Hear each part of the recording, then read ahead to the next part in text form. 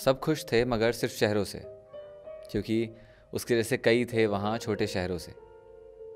अरे माँ की आंखों में तो आंसू आ ही गया। वो माँ का दिल था। वो जा रहा था घर छोड़ के और अलविदा कहने को पूरा मोहल्ला शामिल था। ट्रेन पे बैठा और मुंह मोड़ के चल दिया। वो बचपन की गलियां, वो यादें सपनों के लिए छोड़ के चल दिया।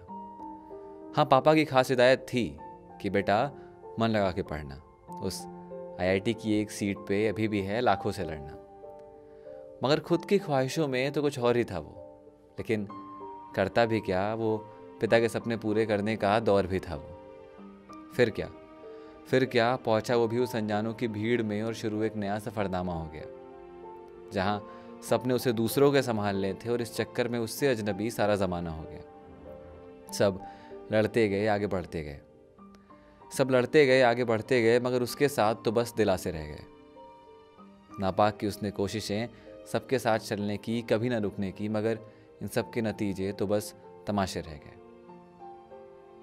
लेकिन अभी भी हार नहीं मानी थी। अभी भी हार नहीं मानी थी। भाई, घर की इज्जत का सवाल था। अपनी सारी खुशियां दबा लो, सिर्फ एक आईआईटी ही तो बेमिसाल था। लेकिन ज़्यादा दिन तक चल नहीं पाया है कारवां, क्योंकि वहाँ पे तो दिल्ली के जनाब, तो लखनऊ के नवाब, वहाँ भी तो दोस्त बन गए सारे।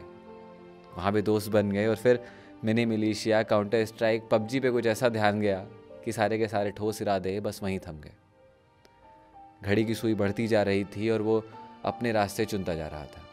उन ज़बरदस्ती की जिम्मेदारियों में वो कुछ पल आज़ादी के पल बुनता जा रहा था। मगर अब वो पड़ाव आने वाला था। जहाँ सारे चाचा, बुआ, मामा, ताऊ, सबका सवाल आने वाला था कि भाई तैयारी कैसी चल रही है। सबका सवाल आने वाला था। बात यह थी कि उसकी चाहतों से ज़्यादा यहाँ समाज का मायना था। चेहरा सबके सामने उसका रखा गया था, पर गौर से देखो पराया तो आईना था। उसने भी सोचा, यार इतनी मेहनत तो की है, लाखों से लड़ने की कम से कम ज़रूरत तो की है। अपनी खुशी तो थी नहीं, अपने सपने नहीं थे, इसलिए खुद की खुशी भी नहीं थी। लेकिन फिर भी घर वालों की मीठी मीठी बातों की ही खीर बना रखी थी। जिंदगी उसकी थी, मगर दूसरों के इरादों से अपनी तकदीर की एक धुंधली तस्वीर बना रखी थी। अब तो आईआईटी ही जाना था। कुछ भी हो जाए ये तो करके दिखाना था। फिर क्या, ट्रेन की पटरी बदल गई और फिर दिन रात हुई पढ़ाई। सोचा इतना समय बीत गया यार, कुछ पल की और लड़ाई। डर भी बिल्कुल नहीं था यार। अपने घर वालों पे तो पूरा भरोसा था कि कुछ भी हो जाए सब कुछ सह लेगा। लेकिन वो शर्मा जी का बेटा यार, वो तो कह के ले लेगा। इन सारी बातों को सोचते सोचते बीत गया उसका 1 साल।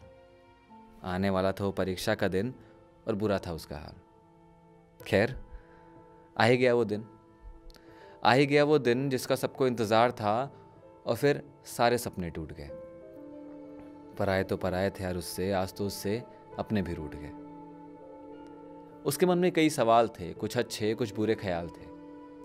उन सारे सवालों में एक ख्याल ये भी था कि जी के क्या करूँगा। जब सब नाराज़ ही हैं मुझसे, तो यूं भी तो रोज़ मरूंगा। एक वो था, एक उसकी सोच, एक उसके घर वाले, और एक उसकी परीक्षा। बीच में एक लकीर था। आज उस हंसते मुस्कुराते चेहरे का पंखे से लटका शरीर था। अरे क्यों ना इतना सोचा उसने कि थोड़ा कठिन ही तो वक्त था वो। अरे बाप का दिल था रे पगले, सिर्फ बाहर से ही तो सख्त था वो। आज नहीं था वो तो सिर्फ और सिर्फ उसी की यादें थी।